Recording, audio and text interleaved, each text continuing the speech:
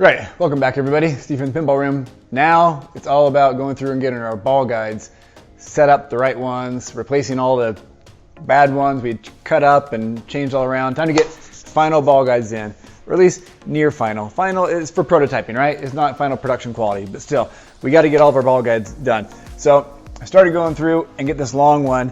Now I get my metal from a local metal supplier. If you remember from one of my prior videos, Kingston Metal, I believe, King's Metal. Anyway, and great guys. And what I got were 48-inch strips. It was actually like a 2 foot by 4 foot or 24 inches by 48-inch sheet of metal that they cut down in 1-inch strips for me. So I got about 24 strips of 1-inch wide metal, but they're 48 inches long. And to go all the way around with a single ball guide from here all the way around is more than 48 inches. In fact, I want to say I measured it was around 60 something.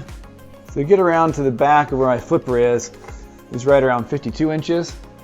And going beyond that, I mean, we're up at, there's 60, which is the end of my tape.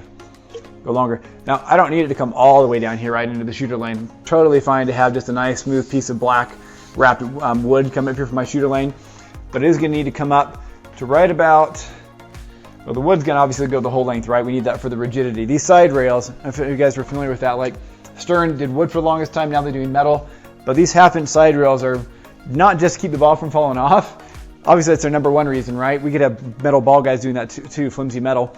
But the reason we have these sturdy pieces of wood or the pieces of metal are because it's wood, and the playfield will flex and bow under the weight of the mechs and just shipping, and every time we mess with it, pulling it up and down. So these rails here on the side are for keeping the ball in, but they're just as much, if not more, just for keeping nice rigidity and strength along the edge of the playfield to keep it from twisting and bowing. So anyway, so we're going to have this piece of wood going all the way up along, but then I need my shooter lane. At some point, I'm going to have a piece of metal that starts here and then kind of angles up, and we'll lift the ball up about a half inch, whatever the midpoint of a ball is here. I forget. Half of a ball is what, 27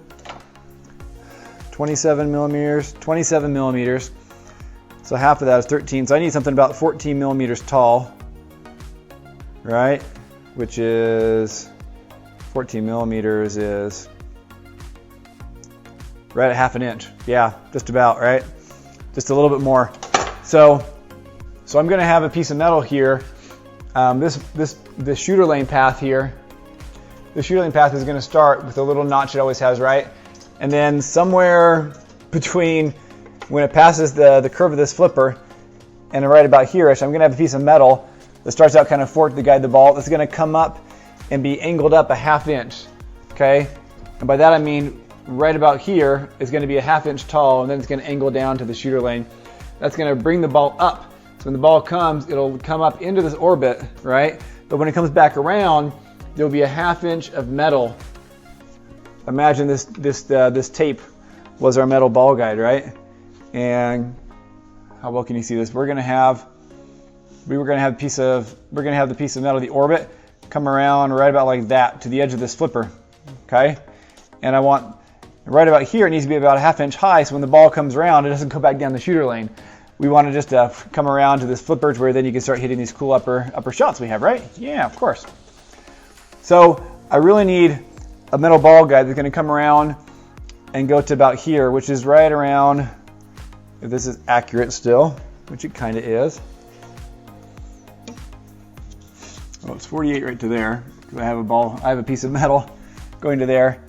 And then, so we need right about 55, 56 inches of metal, okay? All that's to say that's longer than my strips. I only have a 48-inch strip, okay? So I got to think about where am I going to have that seam. And I could go out and get a longer strip of metal. And for my final production machine, I think, just have a single piece of metal. But for right now, and just to get things ready for the show, I have a single piece that's coming all along here. I want this part to be all nice and smooth. And then somewhere around here, I need to have a seam, okay? And honestly, probably right about where it's at is good, because it's pretty flat on the piece of wood right there. So it should have minimal, chance for it to like interrupt the ball. I'm gonna have to play with it being right about there. And then a new piece of metal is gonna come right around there. Let's see, what do we have? Yeah, this guy's about 9 inches. So he'll do good for right now. Okay, need to bring him out, and right about there is where I want it to start to bend. And I want it to be a fairly sharp bend. So go down here to my roller, and we're gonna roll some metal. Don't hit your head, Steve. Now I start tightening it down. I just kind of roll it back and forth a little bit, so I don't just get a super hard bend right in one spot. I still want it to be a bit gradual. That might be a little sharp. Let's see how that looks. Yep. It's not bad, but it's behind the flipper, so I need it to start a little bit earlier actually than what I did. Okay, so I would like the ball to roll right along the flipper here. Okay, means I don't really want it to bend until right here at the very end.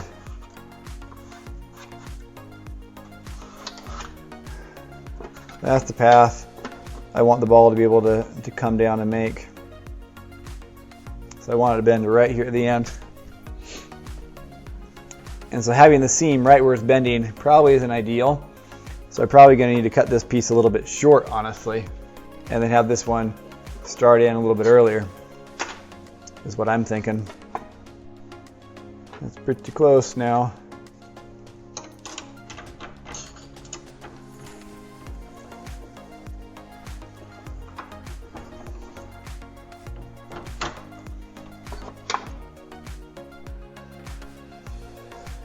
Okay, how's that roll? Let's get a ball. Woo! Look pretty good. I think I like that. All right, get a handy dandy little C-clips. That's what I call them. It's kind of the C shape, right? Anyway, slide these on just to kind of see. I'll be able to screw those in. Actually, I can't put these clamps on, can I? I need different ones because this is all great, but I've got to, it's gonna come up, I've got to cut this down to just be a 1/2 inch tall for this section. That's a long section there.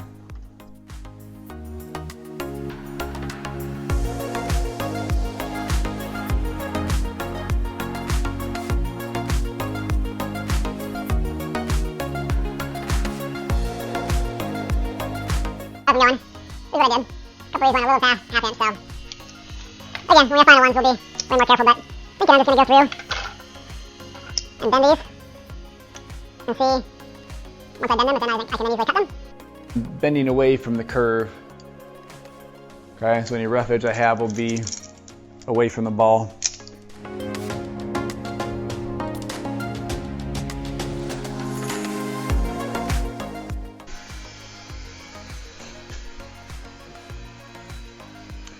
Less than impressive.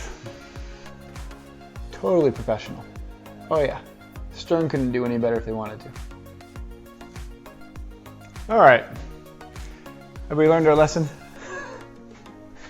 I'm not very good at cutting metal. Yeah, brand new to working with metal, and definitely there's more I can and do need to learn about it. What else have we learned? I should stick with plastic. Probably just gonna make it out of plastic. 3D model it. I feel like I'm better at that. It'll look nicer. Won't look quite so janky. Let's move on to the other ball guides. I had some metal ball guides for going around all this fun stuff, right? And what I didn't have was anything going along here. So I really need one long piece that goes all the way around the outside. Then I need a short piece that comes up and curves on the inside. And then we need the other one that goes here. All right, got a nice long piece of metal. Need it to go to about there. Come around to about there. We're going to cut it about there.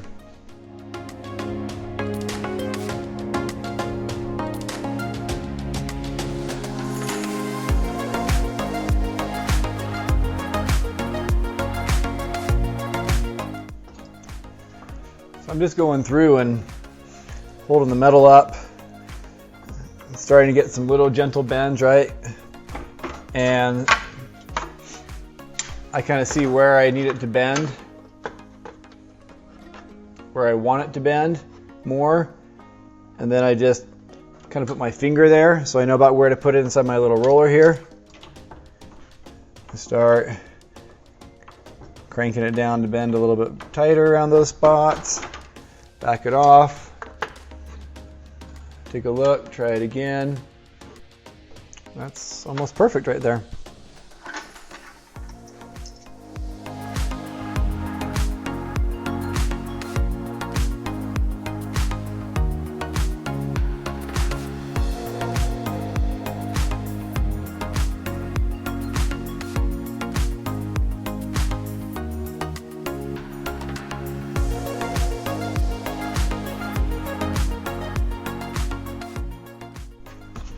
All right, now we've got a nice smooth outer orbit going all the way around. And we had this guy, and he was working. I just don't need the whole thing anymore, right?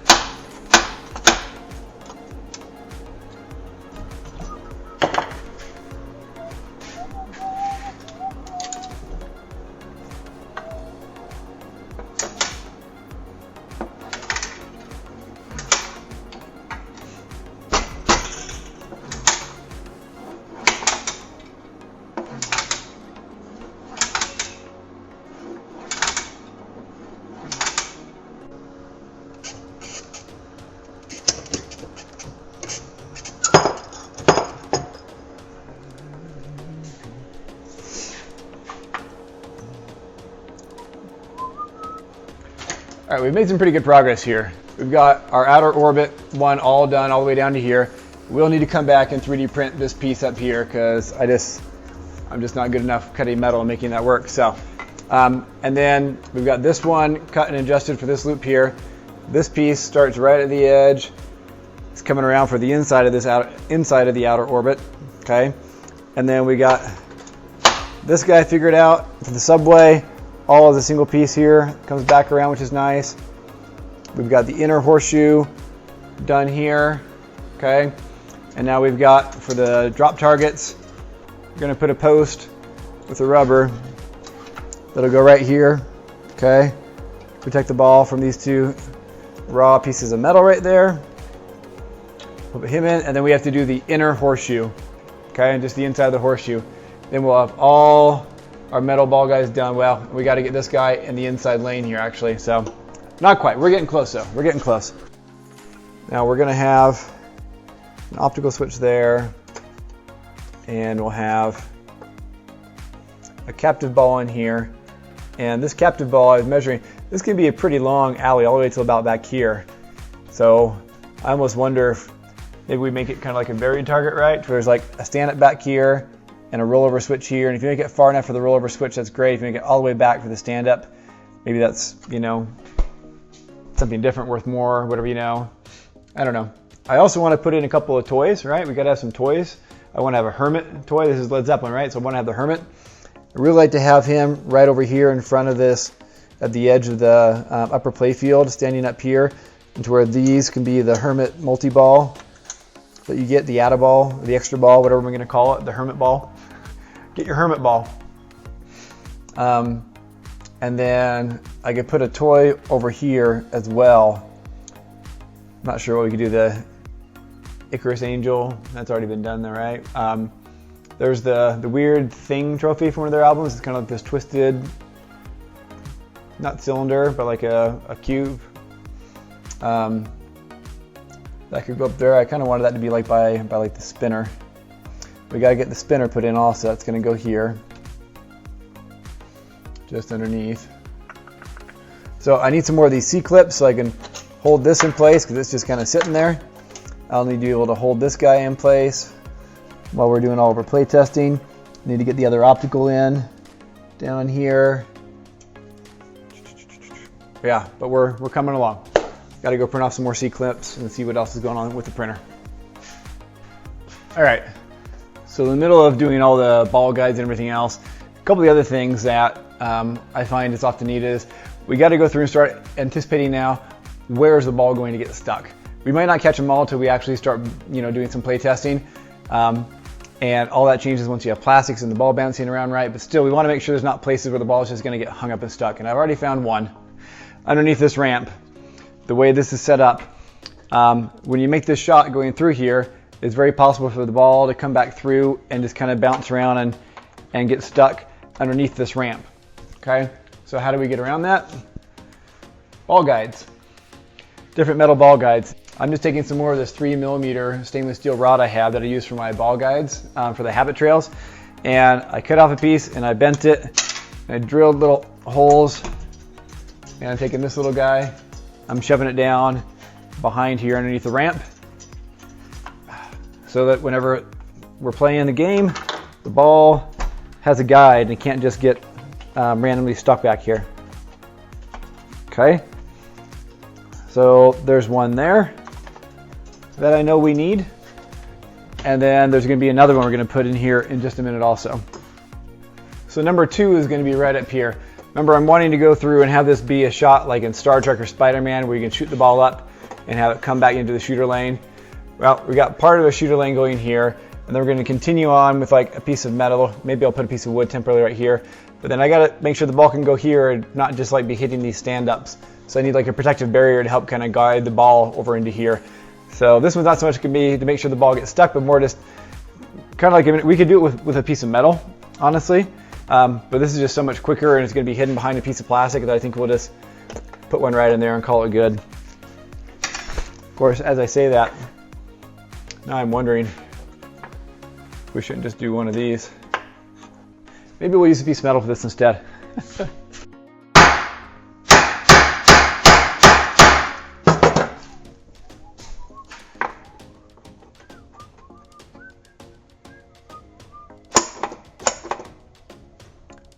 It's a little janky, but it works. And then we're going to need to put some posts there with rubbers.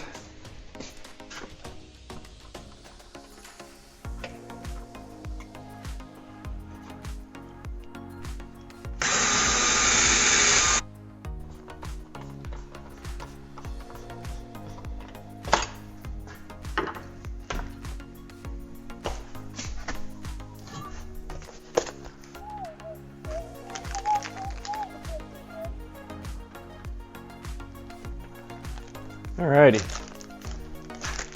Alright, so I just kind of put these without a whole lot of specific reason or care as to where I did it. The primary reason I did right now was just to have a post here to protect the side of these targets so nothing's getting caught up here on the side and jammed in. And then over here also kind of help protect against this.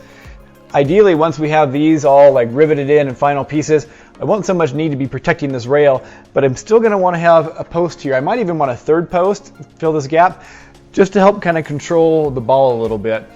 You might think that most of these are just kind of like there as like protection or maybe haphazard, but I believe that there's a reason to that madness for most pinball machines. I believe there's a reason why posts are put in a certain way, and that there's a lot of testing done that kind of shows, okay, depending on where we put the post, that might end up impacting, how the ball drains. Does it tend to go down the in lane?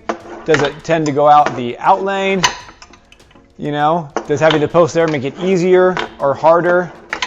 You'll hear about people, taking the rubbers off. That totally changes how the ball interacts with the post. Anyways, so these might not be the final positions that we want to end up having once we have our final setup in here. But you don't really know until you play around with it for a little while and see, where does the ball tend to go? Am I always getting a lot of really easy drains on the side? Or are the posts making it to where the ball never goes down and maybe you want to take the posts out? Anyway, so we'll have to play around with that a lot. For right now, it's just kind of protecting those two areas. But as we get into it, watch and see how things go. This is kind of a tight area. I feel like the drains on the right hand side are not going to be super common unless we're getting them off the drop targets maybe. In the end, there's just so many shots and angles, it's hard to even keep it straight in your head, right? For example, we have this pop bumper here, right? Again, I said I think I like this idea of being something fun and different, but I might have to get rid of it.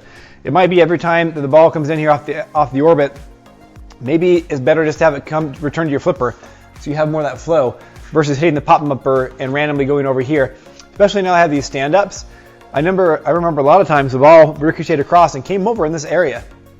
So if I just now set up a paradigm where, you know, majority of the time you hit your orbit, the ball is going to come around and just give you a free shot into these stand-ups. Well, that makes these stand-ups kind of pointless. Like you never really have to aim for them. Well, you're going to hit them anyway eventually, right? I mean, maybe. I just don't know. We'll have to play this and see. Where's the ball tend to go the most? Again, I had these angled down or angled up. I think I want to have them angled down. Maybe I don't. Like that's going to change also how big of an outlane this is. There's so many things, especially in this lower into mid playfield area, that you tweak and will have a big impact on exactly how the ball goes. Does the ball tend to return to flippers? Does it tend to drain? Does it tend to go straight down the middle? All these things, right? So I don't pretend to have them all figured out yet, but again, we got to get to the point where everything's installed so we can actually really start play testing the crap out of this, and then we can start tweaking and making all those fine adjustments. At least that's how I'm going about it. So, all right. So, but look, now we've got a way for the ball to get returned. Where's the ball? The ball comes up. I make the shot in here. It rolls along. Goes to my starter lane. I think that'll work pretty well. For ball guides, that's really pretty much it, right? Other than this piece here, we've got the starter lane now. We got the ball return. We've got our orbit. We've got this spinner shot. We got the horseshoe. We got this. Okay, let's put the spinner in. We need the spinner. So I want the spinner here. Charlie, you can see that. Yep. But we can't have the post on the inside. That's where the captive ball lane is going to be. So if we reverse it, the hope is we can mount it, yeah, right back here behind the scoop. I think it's going to work well. So let's get rid of that ramp for a minute so we can see.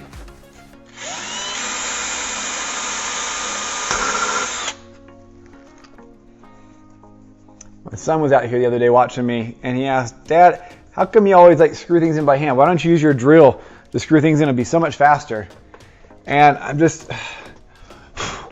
I said, you know, you're right, son. However, for me at least, I feel I have so much more control that I can be way more precise and careful with exactly how the screw starts, where it goes, if it goes in too far, not far enough, all that I like to go through and just do it by almost all of them by hand, especially because we're playing with wood and wood gets stripped out. That's the thing I told him also. You have to be careful with wood because if you are pushing or spinning too much, you'll just tear up all the threads you create, and then everything's just going to be spinning loose. Oh yeah. Ooh, look at that spinner. All right, spinner's in. Oh, we need the couple of posts that protect us from that scoop right there. Now, if you were paying attention there, you saw that shot would scream around the spinner and blow right past the buck. Came right around past it, kind of hopped the corner, then go down inside the buck. So, figured this out earlier. If we just put a post on the one end of where the buck goes, right here, that catches the ball and makes sure it falls in the buck every time where we want. So we're going to put in a post right here. Where's that ball? Bingo, right in every time. Now, that being said, we're not done there, because just like the other ramp, this ramp has the possibility for balls to get stuck underneath there. See, it's in this crack here. Can you see that? It's possible for a ball to go right underneath here. So we need one more post there also. There. Now a ball can't get stuck back there. All right, I talked about adding a stand-up target back here, didn't I? So we need to figure that out too. Can I put it right about where that hole is? Where is my hole? Is it that guy right there? Yeah, just on the other side, the horseshoe diverter. 2 thumbs further down. I got a mess of wires, but I got nothing else in here, so I got room for a stand-up target. Yep, I can totally do a stand-up target in there.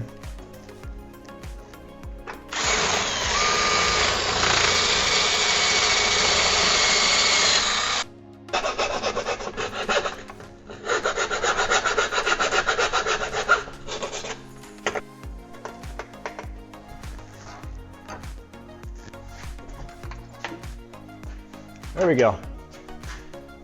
Captain ball lane.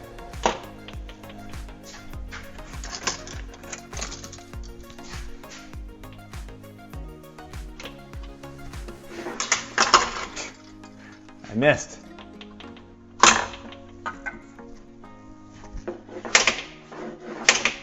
Oh yeah. You seeing that? Totally.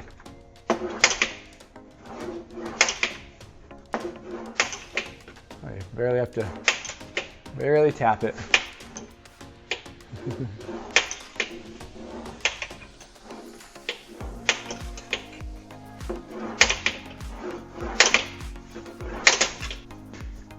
Now we're going to call it a wrap on the ball guides. So, ball guides are in. Feeling good about all that. Are they beautiful and perfect and ready for production? No way. But it's going to get us where we need to for testing. And if this all works really good, then we'll get a lot more careful with our ball guides, keep them nice and scratch free. We'll do them all with the tape on towards where you're going to be able to see the ball, so it's nice and shiny.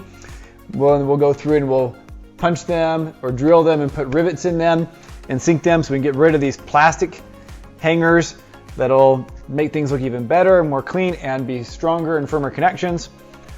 But that's going to be after the show in June. Right now we just got to get it playing. So I was hoping to have that for the show in June. I don't know if that's going to, we'll see. I don't think it's going to happen. I think we're going to be going with these. I just want it playable. We'll worry about other stuff, about rivets and pretty ball guides later. All right, so yeah, that's going to wrap it up, guys. Thanks so much for watching Ball Guides. Hopefully you learned a little bit, and if nothing else, you saw what not to do with my cutting escapade over there. Yeah, I don't know how to work metal very well. All right, thanks so much, guys, for watching. We'll catch you next time. See ya.